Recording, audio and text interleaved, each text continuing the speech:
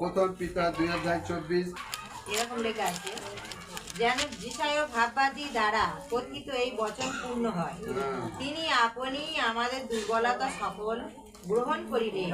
তিনি আমাদের দুর্বলতা সকল বহন করিলেন আর ব্যাধি সকল বহন করিলেন। তিনি আমাদের দুর্বলতা গ্রহণ করিলেন। তিনি আমাদের দুর্বলতা তিনি গ্রহণ করলেন, অর্থাৎ আমাদের অধর্মের জন্য বিদ্ধ হয়েছেন বলে যিশায় ভাববাদীদের লেখা আছে। এবং তাহলে ঈশ্বর চায় যেন আমরা সুস্থ হই। হালেলুয়া। আচ্ছা, যিশুর পুনরুত্থান,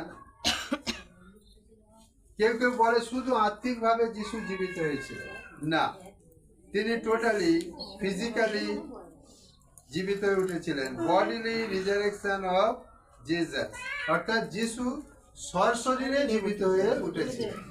কেউ কেউ আত্মা করতে করতে আসল জিনিসটা ভুলে যায়। ওই জন্য বলে ঈশ্বর আত্মা, ঈশ্বরকে দেখা যায় না। ওই জন্যে বনে জঙ্গলে সবাই ঈশ্বরের আরাধনা করতে শুরু করে, করতে করতে তার নাম দিয়ে দিল ব্রহ্ম। সংস্কৃতে ব্রহ্ম, বৃহযুক্ত মন। বৃহ মানে সর্ব, মন কথার অর্থ হচ্ছে শক্তি, যিনি সর্বশক্তিমান।